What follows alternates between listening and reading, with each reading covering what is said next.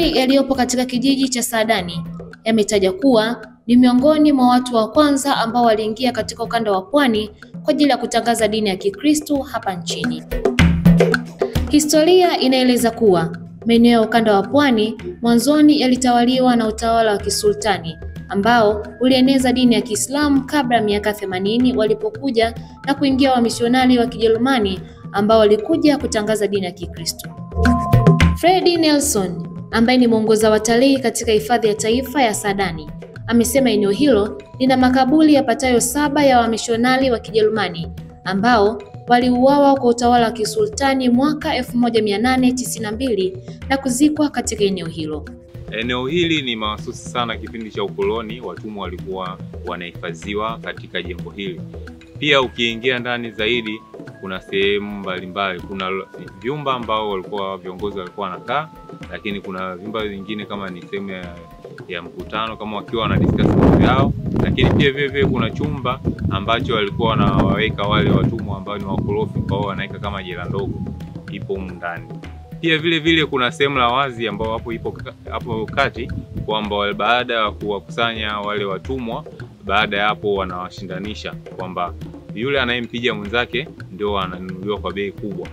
Kwa hiyo wakati hapo watu wengi walikuwa wanapigwa na kupelekwa, wanaahidiwa kwamba ukimpiga mwenzako utaenda Marekani au utaenda sehemu fulani. Kwa Waafrika wakaona kwamba anapompiga mwenzake anapata kwamba fursa ya kwenda nchi za nje. Kwa hiyo ni vizuri walikuwa wanatumia hizo nguvu, baada hapo wananunuliwa kwa bei kubwa na kupeleka sehemu mbalimbali.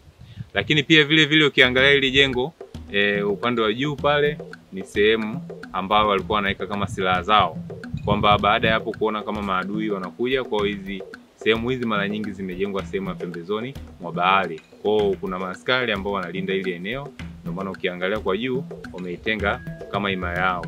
Utaingia hapo ndani tutaona. Lakini pia vile katika eneo hili ni sehemu ambayo ilijengwa na wakoloni kipindi cha zamani kabisa, baadhi ya wale watumwa na maaskari ambao wanaojua kujenga. Lakini ukiangalia material yaliyojengwa hapa ni cliffs kwa Kiingereza, lakini kwa Kiswahili tunasema matumbawe. Kwa matumbawe ambayo yanapatikana upande wa baharini, lakini pia vile walikuwa wanaweka chokaa. Ukiangalia ni magorofa ambayo wanajenga kwa imara, ambayo hayabomoki tangia kipindi hicho mpaka sasa hivi bado yanaendelea kuwepo.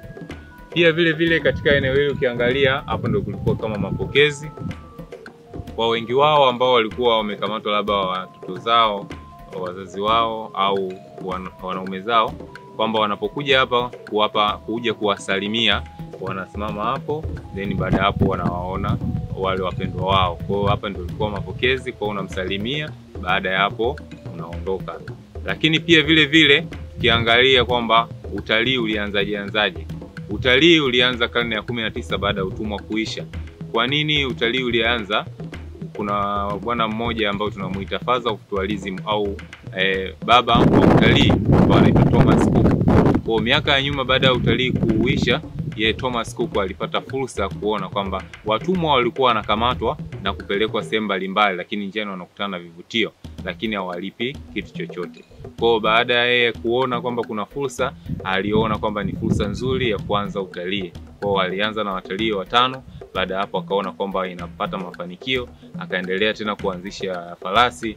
Baada hapo akakuwa na kampuni kubwa ya utalii ambayo na ndege pia za Thomas Cook. Baada hapo baadhi ya mataifa wakaendelea kupata mwamko kufanya utalii. Lakini pia vile tuangalie kwenye upande wa Abushiri War.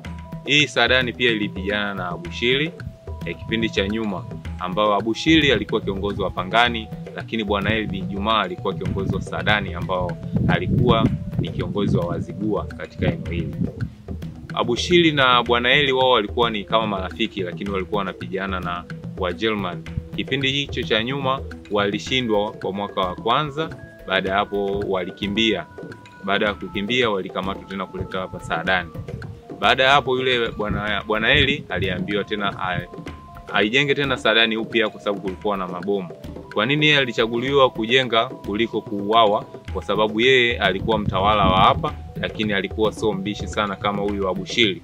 Kwa alipewa adhabu hiyo ndogo kujenga Saadani upya kulingana na magorofa baadhi yalibomoka. lakini Abushiri alipelekwa Pangani kwenda kunyongwa. Kwa baada ya hapo huyu bwana Eli pia baada ya hapa yeye alikaidi hakujenga, akakimbilia Dodoma, na baada ya hapo mauti ukampata kule upande wa Dodoma. Pia katika eneo hili paka leo kwenye eneo hili ambao ni Boma kuna bandari ambao walikuwa wanatumia baada ya kusafirishwa. Kuna bandari walikuwa wanapelekwa baharini. Kwa hapa bahari ipo karibu na wanapelekwa Zanzibar au sehemu nyingine. Kwa hapa kulikuwa na routes za watumwa ambao wanaweza kuchukuliwa Bagamoyo au wanachukuliwa Pangani, wanaletwa hapa, na wakati mwingine wanapelekwa Zanzibar na Bagamoyo. Ndio maana Bagamoyo pale tunasema Bwagamoyo, wanapumzishwa kwa muda kwa sababu ndio kituo kikubwa cha upande wa watumwa. Maeneo haya yanasaidia watu kujua historia ya taifa letu, dini zetu zilipotoka, utamaduni wa watu wa pwani na kujenga uzalendo wa nchi yetu. Ni vyema kila Mtanzania afike katika hifadhi ya taifa ya Saadani kwa ajili ya kujifunza na kufurahia maajabu ya historia na vivutio vilivyopo katika hifadhi ya Saadani.